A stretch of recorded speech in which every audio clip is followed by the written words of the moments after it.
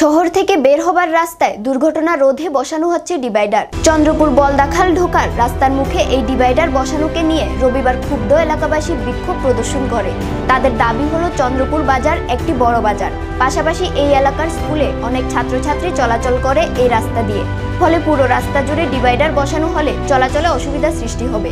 সেদিকে লক্ষ্য রেখে যেন এই জায়গায় কিছুটা অংশ ফাঁকা রাখা হয়, এই দাবিতে তারা বিক্ষোভ প্রদর্শন করে। এখানে যে ডিভাইডার দিতেছে, ডিভাইডার দেওয়াতে কি হয়েছে, এদিকে 11 নম্বর একটা স্কুল আছে, মাধব সেক্টর স্কুল, এখানে বলদাখাল থেকে মিনিমাম 70 থেকে 100 জন স্টুডেন্ট যাইতেছে। তো তারা তো পুরো মানে আশঙ্কামণি হয়ে ঘুরে যাওয়ার লাগতেছে। তারপরে যেমন একটা অসুবিধা কি হইতেছে, যেমন ফায়ার ব্রিগেড যদি একটা ইনসিডেন্ট হয়, ফায়ার ব্রিগেড বাজারে ঢুকবো কি করে? একটা অ্যাম্বুলেন্স ধরনে দিয়ে কেউ অসুস্থ হইলো, তো অসুস্থ হইলে এই লোকটা যদি বান্ধে দিয়ে যদি যাইতে সাথে নাকি আশঙ্কামণি ঘুরে আইব কি না? বাজার আছে, মানুষ চলাচল করতে পারতেছে না।